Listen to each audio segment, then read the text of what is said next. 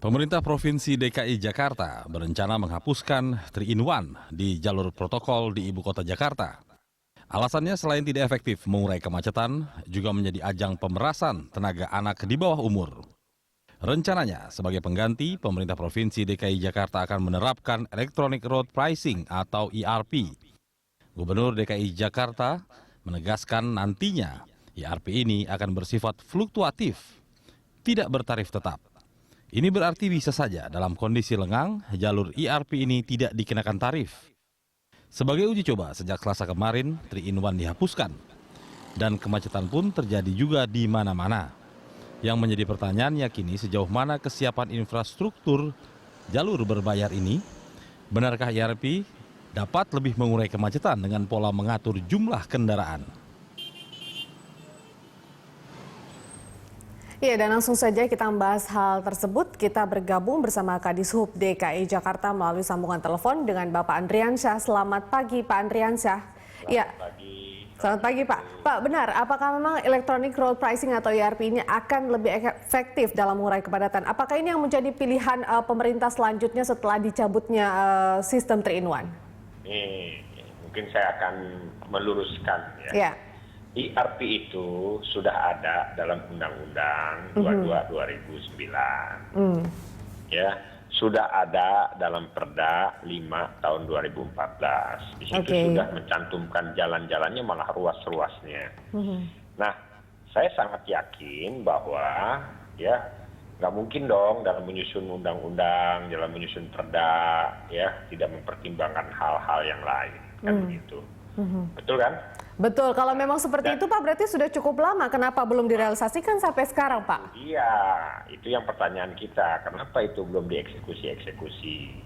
Ya, nah terkait ini kaitannya dengan 3-in-1. 3-in-1 juga merupakan salah satu sebenarnya program transisi sambil menunggu ya ERP itu ya ataupun kegiatan-kegiatan untuk pengenalan lalu lintas itu berjalan.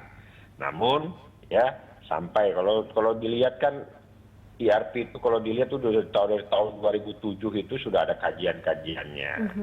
Nah, saya juga nggak ngerti. Ya kita ambil positifnya saja mungkin karena ERP ini merupakan hal yang baru, barang baru baik di Jakarta maupun di Indonesia. Tapi kalau menurut Anda ini adalah solusi yang tepat, memang langkah yang tepat untuk menggantikan 3-in-1? Artinya memang lebih ideal ini daripada 3-in-1? Kalau menurut saya ya tepatlah, orang sudah tercantum dalam undang-undang dan Perda. Kan yang Perda juga berarti kan sudah meminta masukan dari berbagai macam pihak dan kita juga belum berani mengatakan tepat atau tidak karena memang belum dilaksanakan. Oleh karena itu bagaimana kita segera melaksanakan itu gitu. Tapi kalau dilihat dari programnya, dilihat dari mekanismenya, ya insya Allah ini bisa tepat ya, bisa tepat karena ini kan sudah diterapkan di beberapa negara maju. Ya, kalau di Indonesia memang sudah cukup, artinya sudah cukup siapkah sebenarnya masyarakatnya menerima sistem teknologi seperti sekarang ini? Karena begini, kan Mbak, menggunakan infrastruktur yang cukup canggih begitu, itu Pak. sudah cukup siap. 2 tahun yang akan datang, 5 tahun yang akan datang, 10 tahun yang akan datang, pertanyaan itu pasti sama deh. Kenapa, Pak? Sudah siapkah? Nah, sekarang harus kita siapkan. Mau tidak mau harus kita paksa siap. Karena apa, permasalahan kemacetan di Jakarta itu kalau sekarang ini sudah katakan sudah akut. Sudah akut. Jangankan kita berbicara masalah di kawasan Jakarta. Ya kebetulan saya waktu itu sekarang sudah pindah ya, waktu itu saya tinggal di Jatimulya Bekasi. Itu sekarang dulu saya jam 5 itu masih bisa. Nah sekarang begitu jam 5 ya masuk tol itu sudah stuck. Baik, Pak Andriansyah, menurut Anda kita sendiri, diemin ini terus kan nggak mungkin kan? Ya, menurut Anda sendiri apa sebenarnya penyebab kemudian sistem berbayar atau ERP ini belum juga bisa diterapkan di Jakarta yang memang seharusnya sudah harus diterapkan beberapa tahun lalu ataupun juga sudah ada aturan yang kemudian mengatur hal tersebut. Apakah dari segi infrastruktur kita memang belum siap untuk ERP, Pak? Nah ini jelas-jelas. Oke, lain. Coba ulangi. Ya baik, Pak Andriansyah, apakah kemudian sistem infrastruktur ERP sendiri memang sangat belum siap karena kita tahu bahwa ini sudah direncanakan dari beberapa tahun lalu namun belum dapat realisasi hingga saat ini? Bukan belum siap, insya Allah kalau kita paksakan insya Allah siap lah. Dipaksakan, berarti kemarin tidak dipaksakan Pak? Hah? Kemarin tidak dipaksakan?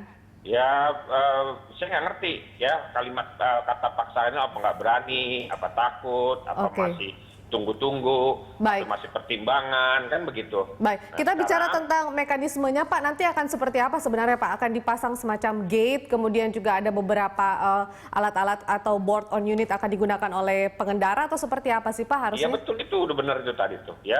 Kita semacam kita pakai gate-gate ya di masing-masing mobil itu kita pasang obu ya. Nah, itu tadi udah benar tuh si Mbak tuh. Oke, siapa nanti yang menjadi pengelola IRP ini Pak? Ya, tadinya memang IRP itu ya akan dikelola oleh pihak swasta. Ya. Nah, begitu kita hitung, begitu kita kaji, wah udah kalau begitu kita aja lah yang mengelola karena pertimbangannya ini kan IRP itu kan pengendali lalu lintas.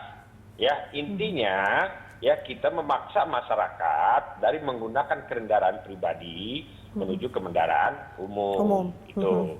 Namun sebelum IRP ini dilaksanakan, kita juga harus membenahi sistem transportasi massal kita.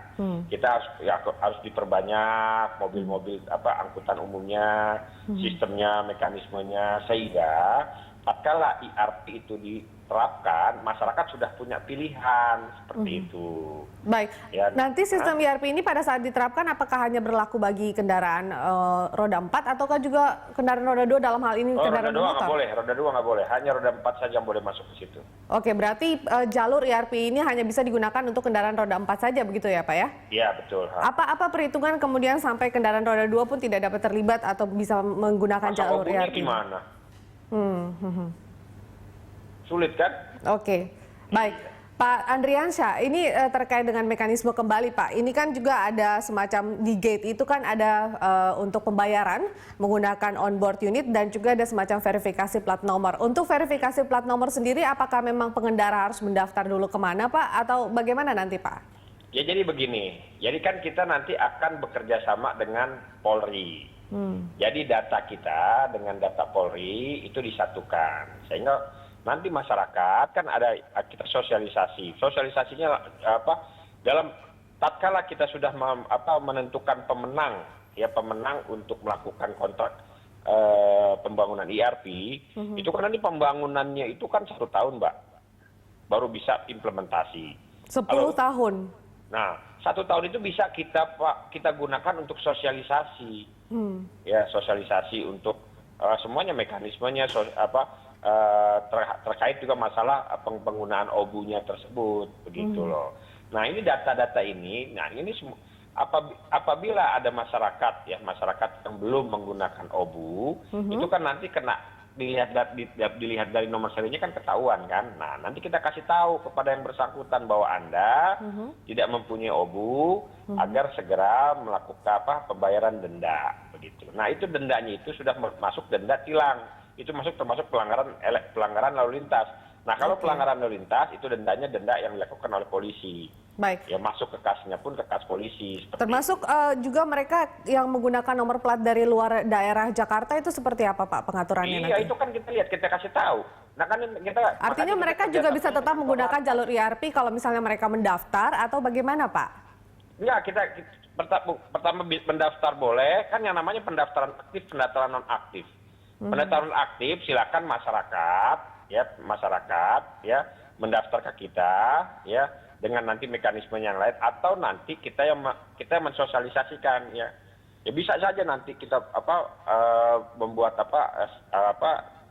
kita gerai-gerai gitu untuk sosialisasi tersebut gitu loh. Oke, baik Pak Andriansyah, kita masih akan melanjutkan perbincangan di segmen berikutnya. Pemirsa tetaplah bersama kami di Dialog Jurnal Pagi.